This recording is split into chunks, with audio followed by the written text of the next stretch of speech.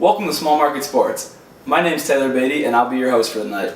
Today we're here to talk about the Sabres' Friday night victory over the Toronto Maple Leafs by a 3-1 score at First Niagara Center in front of a sold-out crowd. Now this was Ted Nolan's first game behind the bench for the Sabres since 1997, and it ended up paying off dividends for the Sabres as Ryan Miller played a very steady game between the pipes with 32 saves, and Steve Ott was the best player on the ice for the Sabres, registering a goal and an assist on a beautiful pass to Marcus Foligno in the second period for what ended up being the game-winning goal. Now, some interesting things I took away from the game were that this was the Sabres' first regulation home victory after 21 games. It brought the record to 5-15-1, which is very disappointing, but it's to come to be expected with a bunch of young players that we have. We played a little bit on our heels in the third period. Toronto really gave it to us in the third period, but we held them off for the win. And one thing I thought was interesting on the coaching side from Ted Nolan was the play of John Scott, Cody McCormick, and Corey Tropp against Toronto's first line, which includes Phil Kessel and James Van Riemsdyk, and they played very admirably, which is surprising for a bunch of guys that really usually don't get that much ice time.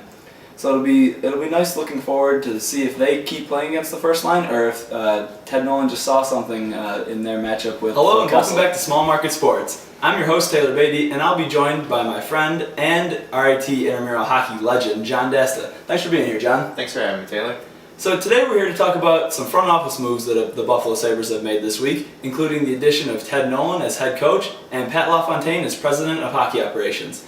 Now these two men are very familiar with the city of Buffalo, Ted Nolan being Sabres head coach from 1995 to 1997 and winning a Jack Adams Award for Coach of the Year, and Pat LaFontaine from 1991 to 1997 as a player who put up 100-point seasons and ended up in the Hockey Hall of Fame.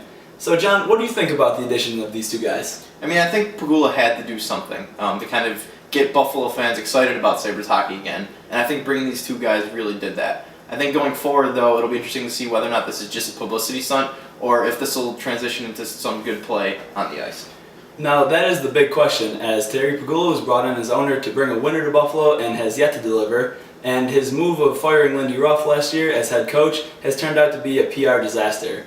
So, secondly, looking at the Sabres this year, we've been talking a lot about roster moves. We've started a bunch of teenagers this year, and we've also traded one of the best players in Sabres history in Thomas Vanek to the New York Islanders for winger Matt Moulson.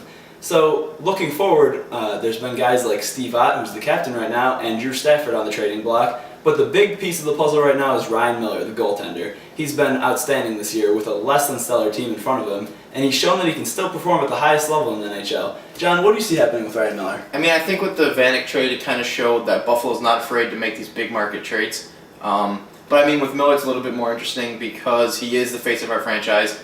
So it'll be interesting to see as the season goes on whether or not they're going to be looking to trade him or not. I think if a trade's going to happen, it will happen around the trade deadline to a team that, you know, wants to make a final run for the Stanley Cup. Right, of course. And the last thing I wanted to say was on a personal note. Me and John have been growing these mustaches for a cause called Movember. Throughout the month of November, men grow out their mustaches to raise money for men's health awareness. And it's a cause me and John hold close to our hearts, with John's mother having breast cancer and my father having colon cancer. It's something that we think is a big opportunity for a lot of people to raise a good money for a good cause. So if you would like to donate, the link will be below on my Tumblr page or on my Facebook page, and we'd really appreciate it, and so would a lot of guys out there.